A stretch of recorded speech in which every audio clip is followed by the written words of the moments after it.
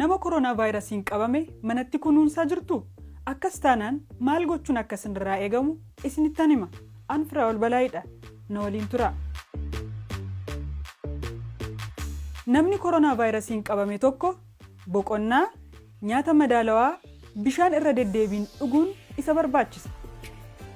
Kiniiniin parastamoolii fi ibuprofeniin ho'ina qaamaa sirreessuuf kan gargaaran yoo ta'u, mallattooleen torban tokko ol isinirra turraan immoo hakiimatti bilbiluu yookiin buufata fayyaa naannoo keessanitti argamu adeemuu qabdu. Lammaffaarratti adda of baasuu. Mana keessatti yoo xiqqaateef guyyoota 10f adda baafamuu qabu. Yoo danda'ame kutaa qofaa isaanii qabaachuun nyaanni balbalarra kaa'amuufii qaba.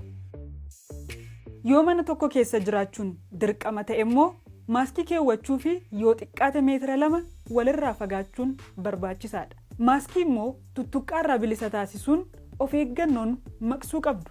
Kutaalee kanneen akka mana fincaanii isaan waliin qooddattu taanaan immoo sagantaa baafachuun isaan dura fayyadamuu fi qulqulleessuu hin dagatina. Sadaffaa, qulqullina. Wanti isaan tuqan hundi vaayirasichaan faalamuu waan danda'uuf wantoota kanneen akka qabannoo balbalaa sirriitti qulqulleessaa. Dabalataan immoo qodaa kosiitti gatan qofaatti dhiyeessaa fi huccuun itti fayyadamaa turan vaayirasicha tamsaasuu waan danda'uuf yeroo kaastan hin urgufina. Harka keessan immoo isaanitti erga dhiyaattaniin booda yeroo bilcheessitanii fi nyaachuun dura sirriitti dhiqadhaa. Arfaffaa, adda of baasuu.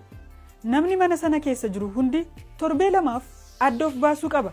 Qorichaa fi soorannis balbala irratti dhiyeeffamuufii qaba. Hubadhaa, yoo ofii keessan of eegdan qofa namoota biroof ooluu dandeessu.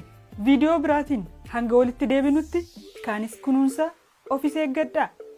Gaaritti.